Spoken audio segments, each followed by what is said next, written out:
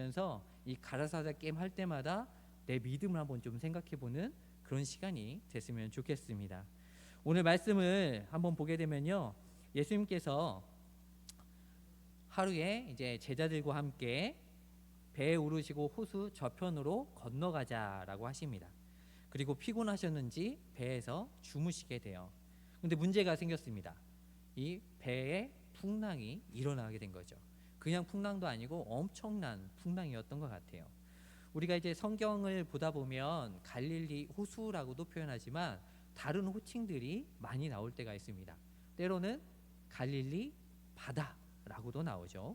또 티베리아 바다라고도 나오고요. 게네사렛 호수라고도 등장합니다. 여기 지역의 특징이 있어요. 보통 우리 바다, 호수라고 하면 보통 우리가 고도로 생각하면 뭐 0m가 기준이라고 하면 거기랑 많이 차이 안 난다고 생각할 수 있잖아요.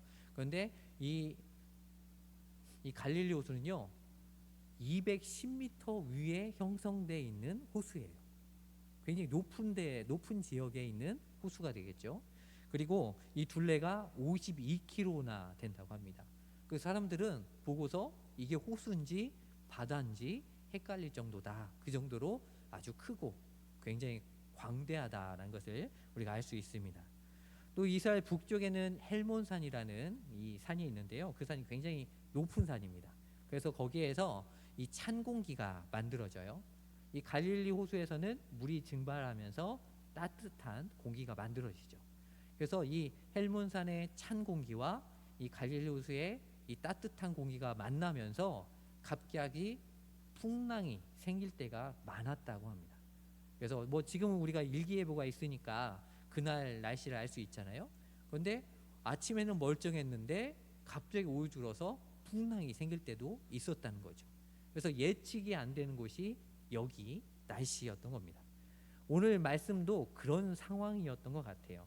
23절의 표현을 보면요, 광풍이 호수로 내려치매라고 표현을 하고 있습니다.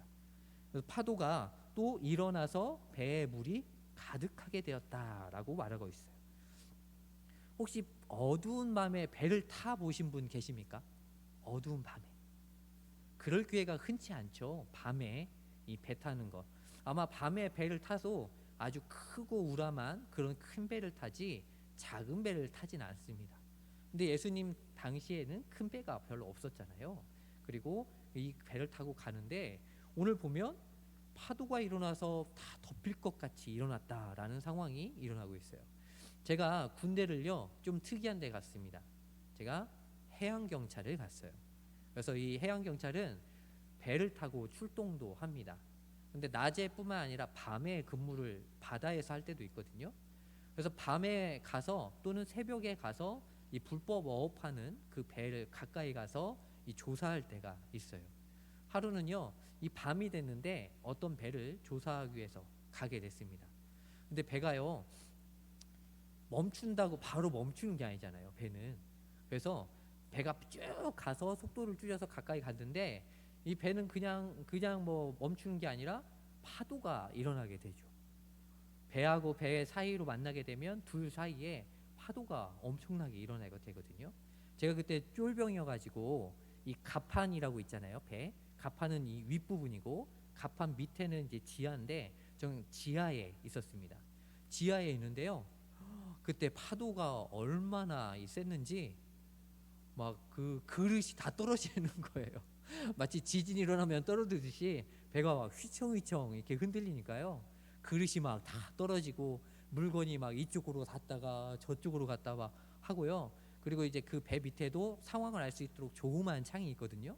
그 조그마한 창이 하늘이 보였다, 바다가 보였다, 하늘이 보였다, 바다가 얼마나 이게 심하게 울렁거렸는지 그런 상황이 된 겁니다. 그때 제가 정신이 하나도 없더라고요. 뭐 멀미 날 생각도 못 날 정도로 굉장히 당황스럽고 저 떨어지는 걸 어떻게 잡아야 돼 막 이런 마음으로 굉장히 어려운 상황이 있었습니다. 근데 오늘 이 제자들을 보니까 그 상황이 이해가 가는 거예요. 파도가 막 배에 다 몰아치고 물속에 배가 들어갔다가 나왔다 하는 그런 상황이 되니까 정신을 못 차리는 상황이 된 거예요. 사실 이 예수님의 제자들 중에서는 어부들이 있었잖아요. 그냥 어부도 아니고 베테랑들이었어요. 그래서 어느 정도 날씨를 보면 뭐 이 정도 괜찮아 하는 분들이 이제 또 뱃사람들이잖아요. 근데 그 사람들의 표현이 뭐였냐? 오늘 죽게 되었다라는 말이었어요. 죽게 되었는데 지금 예수님 뭐 하고 계세요? 지금 그 상황이 오늘의 상황이었습니다. 그래서 예수님을 깨우면서 이들이 이렇게 말을 합니다. 주여, 주여, 우리가 죽겠나이다 라고 말을 해요. 이 베테랑 어부들이 죽겠다고 말할 정도면 얼마나 심각한 상황인지를 우리가 느낄 수가 있는 겁니다.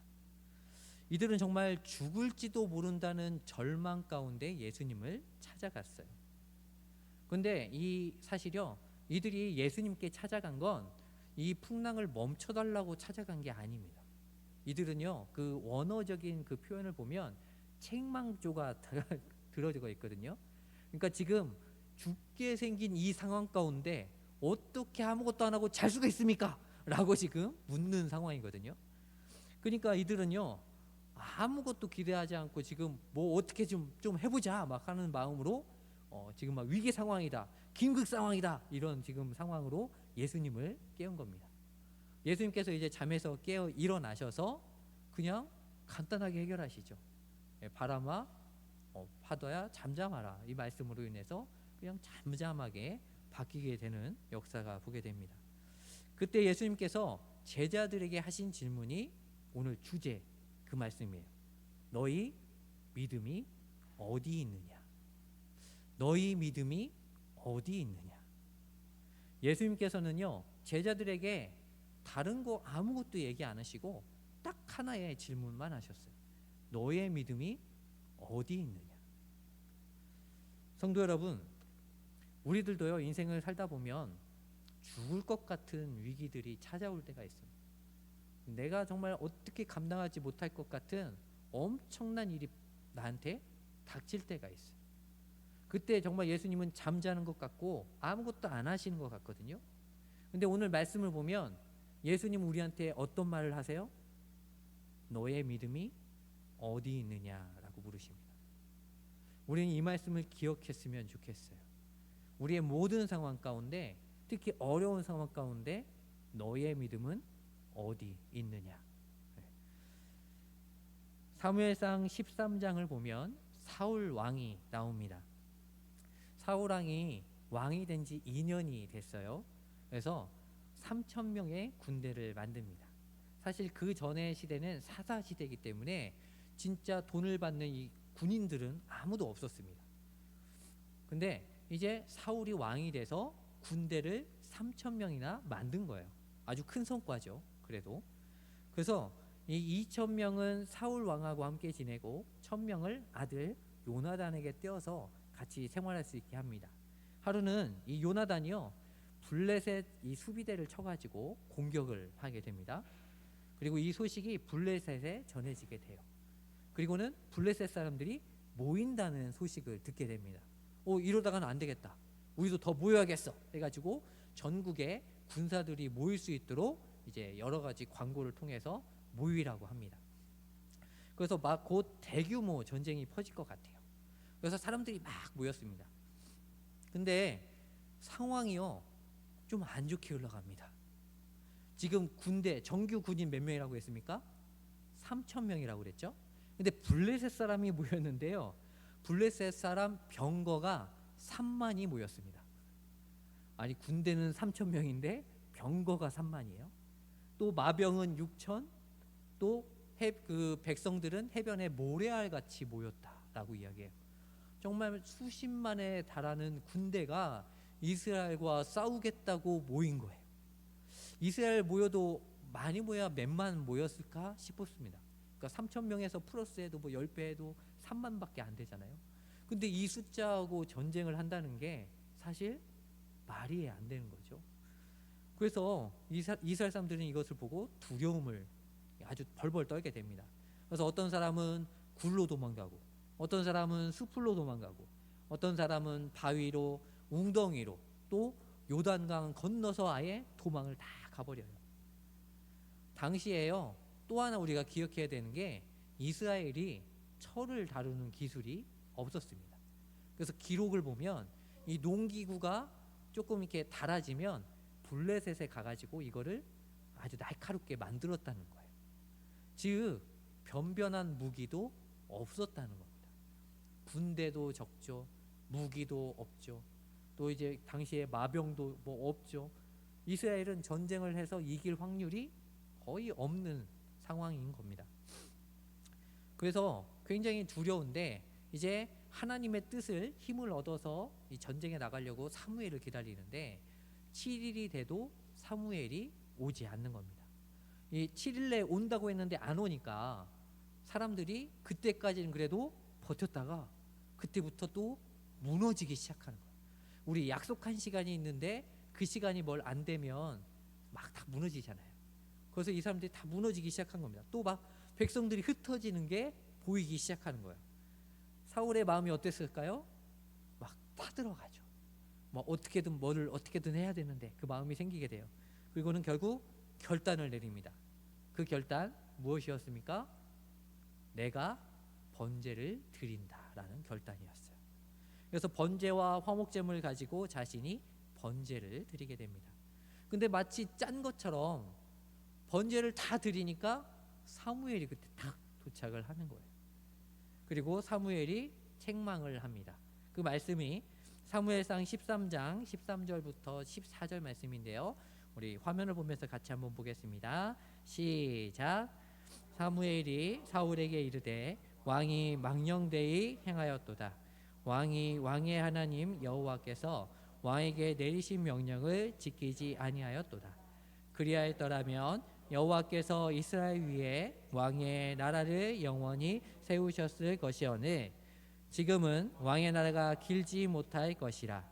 여호와께서 왕에게 명령하신 바를 왕이 지키지 아니하였으므로 여호와께서 그의 마음에 맞는 사람을 구하여 여호와께서 그를 그의 백성의 지도자로 삼으셨느니라 하고. 아멘. 우리 지금 레위기 말씀을 열심히 또 큐티하고 있잖아요. 새벽에서도 하고 있는데 이 번제 드리는 일 누가만 할 수 있습니까? 레위만 할 수가 있었죠. 그리고 제사장만이 그 일을 감당할 수 있었습니다.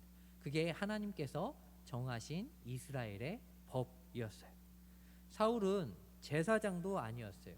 또 레위인도 아니었습니다. 사울은 베냐민 사람이었거든요. 즉 어떤 법을 들어도 자신이 하나님께 번제를 드릴 수 있는 그런 것들이 아무것도 없었던 것입니다. 하지만 사울은 그것보다 상황의 급박함을 이야기하는 것이죠. 상황이 이렇게 좋지 않은데 누군가라도 대처를 하는 것이 맞지 않냐라고 사울은 생각했던 것입니다. 그럼에도 불구하고 하나님의 법을 어기게 된 것이죠. 이 일로 인해서 사울은 버림을 받게 됩니다. 그리고 그 다음으로 다윗이 왕으로 세움받게 돼요.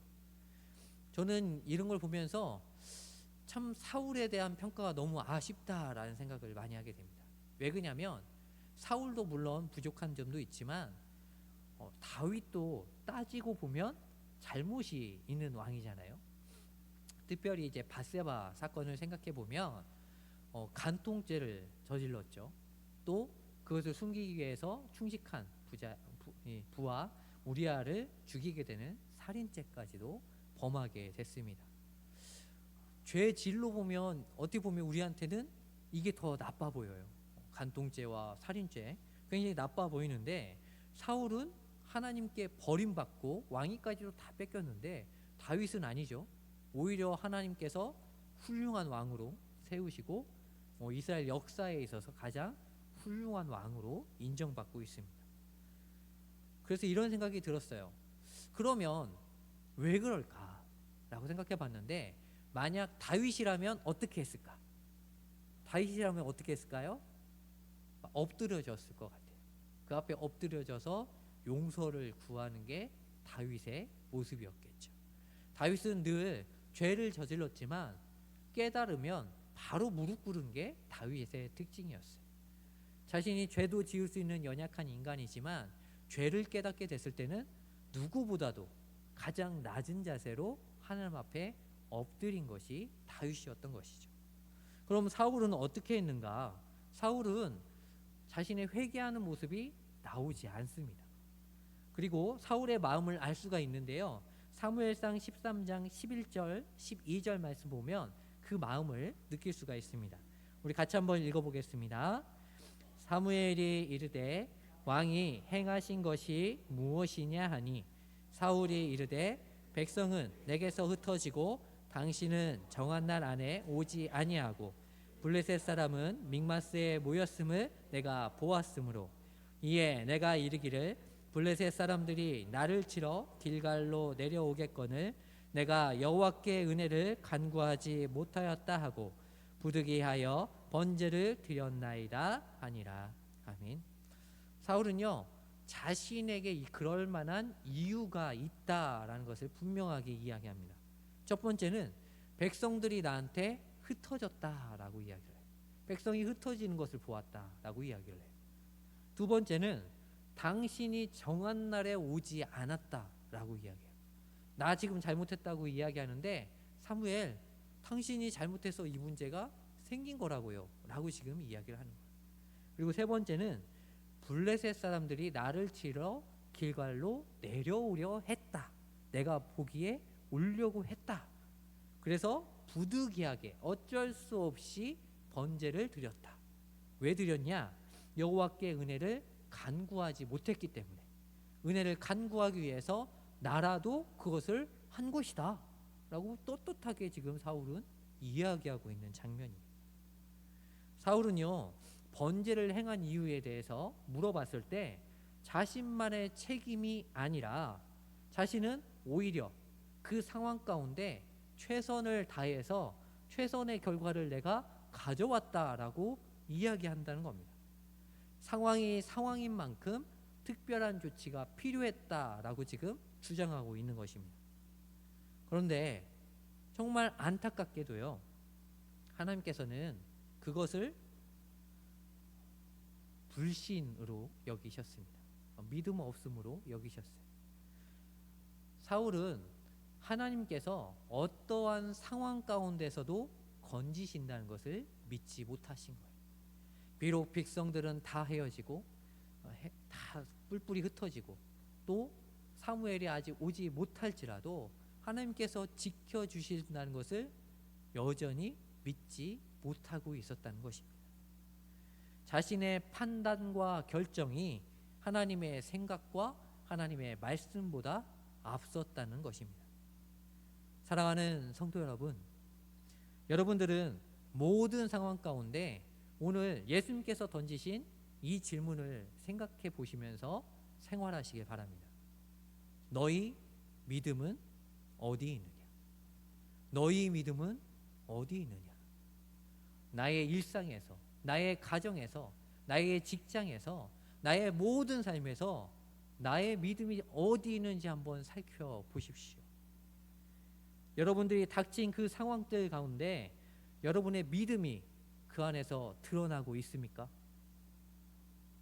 하나님을 믿으면서 살아가는 여러분들의 삶에서 진짜 믿음이 드러나고 있습니까? 우리 말씀을 누가복음 말씀으로 좀 돌아와서요. 다시 한번 제자들의 반응을 한번 살펴보겠는데요. 예수님이 물으신 그 질문에 이렇게 표현되고 있습니다. 누가복음 8장 25절 말씀입니다. 같이 한번 읽어보겠습니다. 제자들에게 이르시되 너희 믿음이 어디 있느냐 하시니 그들이 두려워하고 놀랍게 여겨 서로 말하되 그가 누구이기에 바람과 물을 명함에 순종하는가 하더라. 아멘. 그들은요 이 질문에 대해서 대답하지 않아요. 오히려 이들은 두려워하고 신기해하고 놀라워했습니다. 그리고 그가 누구시길래 바람과 물을 명하니 순종하는가라고 이야기합니다. 이 말은 즉 어떤 말이냐? 제자들은 함께 있었던 예수님이 누구이신지를 정확히 알지 못했다라는 것입니다. 내가 믿는 분이 누구인지를 정확하게 몰랐기 때문에 예수님을 제대로 믿지 못했습니다. 사랑하는 성도 여러분, 우리가요 믿음이 있어야 합니다. 믿음이 있는 성도님 되시길 축복합니다. 믿음이 있으려면요, 그건 무엇이 필요하냐? 바로 내가 믿는 분이 누구인지를 아는 지식이 필요합니다. 성경에서는 하나님을 아는 지식이라고도 표현을 해요. 성경 말씀을 읽어야 되고, 큐티를 해야 되고, 예배를 통해서 말씀을 받아들여야 되고, 또 우리의 삶을 통해서 그 하나님을 깨우쳐야 되는 거예요. 성경 공부도 참석을 하고, 또 신앙 서적도 읽으면서 하나님은 과연 어떤 분인지를 우리가 점점 더 깨달아 알아야 되는 거예요. 내가 갖고 있는 상상 속의 하나님이 아니라 정말 우리의 삶 가운데, 다른 사람의 삶 가운데 어떻게 역사하시고 살아계심을 보여주시는지를 우리는 분명히 알고 깨달아야 됩니다. 사랑하는 성도님들, 이렇게 해서 정말 살아계신 하나님을 깨닫는 성도님들 되시길 축복합니다. 이 하나님을 자꾸 알게 되면요, 삼위일체 하나님이 어떤 분인지 알게 되는 거예요. 창조주 하나님, 긍휼의 하나님, 공의의 하나님, 사랑의 하나님, 또 여러 속성을 가신 그 하나님을 하나하나 깨닫게 되고, 그리고 그것을 통해서 내가 믿는 분이 누구신지를 바로 알게 되는 것입니다. 우리가 하나님을 바로 알 때 우리의 믿음이 굳건해질 수 있습니다. 그리고요, 우리가 이 믿음을 또한 갖기 위해서는요, 믿음은 그냥 한 번 믿고 마는 게 아니라 믿으면 끝까지 믿는 겁니다. 한번 따라해 볼까요? 믿으면 끝까지 믿는 겁니다. 끝까지 믿는 겁니다. 네. 여러분들 믿는 게요, 끝까지 안 믿으면 믿는 게 아니에요. 그거는 내가 정한 거죠. 어디까지 믿기로 한 거죠. 진짜 믿음은 끝까지 믿는 게 믿음입니다. 끝까지 믿는다는 건 뭐냐? 상황이 바뀌어도 믿는다는 거예요. 내가 환경이 바뀌어도 믿는다는 겁니다. 여전히 믿는다는 거예요. 흔들리지 않는다는 겁니다. 좋지 않은 상황 때문에 믿음을 포기하는 분들이 참 많습니다. 상황이 안 된다는 거예요. 상황이 안 돼서 못 믿는 게 아니고 믿지 않으니까 그 상황 가운데 떨어지는 겁니다. 여러분들 믿으시길 바랍니다. 우리가 앞에서 게임을 했죠. 무슨 게임입니까? 가라사대 게임입니다. 제가 이거를 2시간을 묵상을 했어요. 말씀과 가라사대 게임을 2시간을 묵상했는데 참 놀라운 깨달음을 얻게 됐습니다. 일단은 재미가 있으셨죠? 네, 재미가 있는데 큰 성과도 있습니다. 하지만 이 가라사대는요, 분명한 두 가지를 우리에게 깨닫게 해줍니다. 뭐냐면요, 하나는 사람의 말을 그냥 다 듣지 않는다라는 거예요. 이게 단점일 수도 있거든요. 그냥 그 말을 온전히 다 듣지 않는다라는 거예요. 이 말이 가라사대를 했는지 안 했는지를 생각하면서 자꾸 의심하면서 검증한다는 것이죠. 자꾸 검증을 하는 시간을 갖게 됩니다.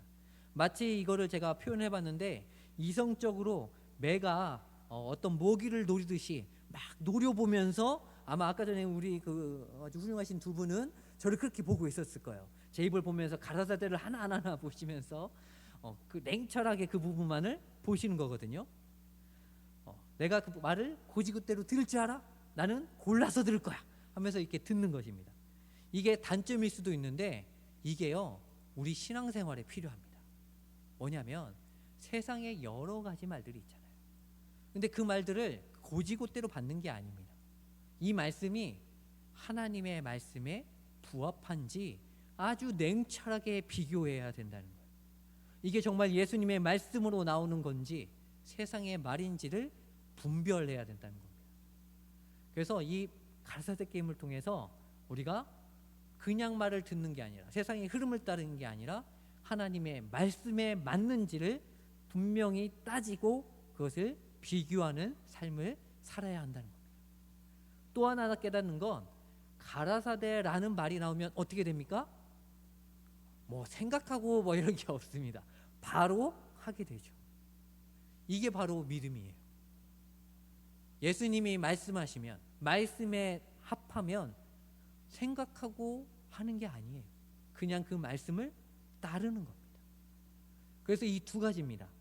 하나님의 말씀이 아니면, 예수님의 말씀이 아니면 예수님의 말씀이 맞는지 분별하는 것이고, 예수님의 말씀이 맞으면 그대로 순종하는 것이죠. 우리는 우리의 신앙이요, 이런 신앙이 됐으면 좋겠습니다. 하나님의 말씀이 아닌 것을 분별할 수 있는 신앙, 하나님의 말씀이면 순종하는 신앙, 이렇게 굳건하고 신실한 신앙을 가지시는 성도님들 되시기를 축복합니다. 제가 서울에 있을 때요, 새가족 한 분이 등록하셨었어요. 근데 제가 교회가 어디 있었냐면 고속터미널 근처에 있었거든요. 그런데 그 새가족은 어디서 오셨냐면 일산에서 오셨습니다. 굉장히 특이한 일 아니에요? 새가족 하면 주변에 있는 분이 와야 되는데 일산에서 오는, 차를 타고도 거의 뭐 1시간 되는 거리거든요. 일산에서 오시는데 이분이 차를 타고 오는 게 아니라 대중교통을 이용하고 오십니다. 그럼 2시간, 거의 2시간에 걸쳐서 오시는 거예요. 그래서 너무 신기해서 제가 그때 새가족 담당이었거든요. 물어봤습니다. 이게 굉장히 먼 거리인데 어떻게 알고 여기를 오셨습니까? 라고 물어봤어요. 그랬더니 그분이 연세가 좀 많으신 분이었어요. 거의 70에서 80 사이 되시는 분이었는데, 그분이 평소에 그 교회 담임 목사님, 그 당시 제가 있었던 교회 담임 목사님의 설교를 방송을 통해서 여러 번 접했대요. 그러더니 나 저 말씀 들으러 한번 가보고 싶다, 그 마음이 들어서 와보게 됐다는 거예요. 그리고 말씀을 들으시고 좋다고 난 계속 다니겠다 라고 하셨던 것이죠. 그래서 등록을 하셨던 겁니다. 그래서 제가 물어봤어요. 이 대중교통을 이용하면 거의 편도만 2시간이고 왕복이면 4시간인데 너무 오는 길이 힘들거나 어렵지는 않으세요? 그 먼 데서 오는 거 힘들지 않으세요? 라고 좀 여쭤봤습니다. 참 저도 특이한 전도사죠. 그때 전도사였거든요. 그냥 오셨으면 감사합니다 해야 되는데 그것도 아니고 너무 힘들지 않냐고 그냥 솔직하게 물어봤어요. 그랬더니요, 이분의 말이 감동이 됐습니다. 뭐라고 했냐면요, 이분이 저한테 이렇게 얘기하는 거예요. 저요, 전혀 힘들지 않습니다. 오히려 저는 이 오는 길이 너무 기쁩니다. 하나님께 나오는 길이 행복하고 하나님의 말씀을 듣는 일이 기대가 돼서 저는 기다려집니다 라고 이야기를 하시는 거예요. 와, 참 말씀을, 예배를 얼마나 사모하며 이곳에 오고 계시는구나 하는 것을 깨닫게 됐습니다. 우리가요, 그냥 상황의 문제, 환경의 문제로 바라보면 이건 말도 안 되는 것이거든요. 그냥 주변에 가까운 데 가는 게 맞거든요. 그런데 사모함을 가지니까 이 문제가 아무것도 아니게 된 겁니다. 우리 믿음이 있다는 것은 이런 겁니다. 때로는 그 문제가 커 보일 수 있어요. 넘을 수 없을 것 같습니다. 그리고 우리가 이성적으로, 합리적으로 볼 때도 아닌 것 같을 수도 있어요. 그런데 믿음은요, 그것을 이기게 합니다. 여러분, 이 믿음을 가지시길 바랍니다.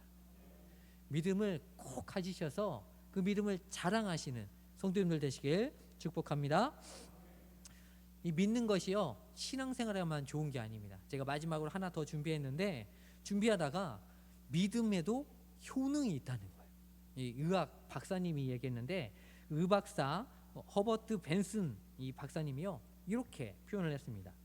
나는 결코 종교나 철학적인 것에 관심을 지닌 사람은 아니다. 그러나 과학적으로 고찰한 바에 의하면 믿음이라는 현상이 아래에 열거한 것 같은 의학적인 효능이 있음을 밝혀내었다라고 말합니다. 믿는 거에 또 뭐가 있다고요? 효능이 있다는 겁니다. 어떤 효능이냐면 특별히 건강에 대한 효능입니다. 한번 어떤 효능인지 한번 보겠습니다. 첫 번째 보면 글씨가 좀 작죠? 제가 읽어드릴게요. 두통을 제거한다. 두통 있는 분, 이 두통을 제거해 준다는 거예요. 두 번째는 혁심증을 제거한다. 적극적인 믿음은요, 80%의 혁심증 이 환자를 고칠 수 있다라고 이 박사님은 이야기합니다. 또 세 번째는 창조력을 증진시킨다라고 이야기해요. 또 불면증이 사라진다. 그리고 중풍을 예방한다. 그리고 혈압을 감소시켜서 고혈압 치료에 도움이 된다라고 얘기하고요. 암의 치료에 유익하다라고 하고 공포로 인한 충격을 조절해 준다라고 이야기합니다. 또 이것도 참 놀라운 건데 콜레스테롤 함량을 낮춰준다 또 이야기하고요. 또 근심으로 인해서 발생하는 증세들을 제거해 주는데 그 증세가 설사, 구토, 변비, 불안, 우라병 또 뭐 다른 사람과 잘 어울리지 못하는 여러 가지 병들을 한다는 거예요. 또 스트레스를 해소한다. 그래서 마음의 평안과 감정의 균형을 가져다 준다라고 이야기하고 있습니다. 사랑하는 성도 여러분, 믿음은요 우리의 신앙생활에만 좋은 게 아닙니다. 진짜로 우리의 몸에도 건강에도 효능이 있는 거예요. 믿음을 가진 자가 훨씬 더 건강하고 훨씬 더 힘있게 생활할 수 있습니다. 그래서 여기에 계신 분들이 의심보다 믿음을 소유하시는 성도님들 되시길 축복합니다. 그리고 우리가 이 질문을 꼭 기억하며 살았으면 좋겠어요. 어떤 질문이요? 너의 믿음이 어디 있느냐? 한번 꼭 생각해 보세요. 내가 막 화가 치밀어 오를 때, 내가 이기지 못하는 스트레스가 가득할 때 이 질문을 고뇌어 보십시오. 너의 믿음이 어디 있느냐? 예수님께서는 우리에게 묻고 계시고 우리는 믿음으로 생활하기 원하고 계십니다. 믿음으로 승리하시는 귀한 성도들 되시길 축복합니다. 우리 이 시간 함께 찬양하겠습니다.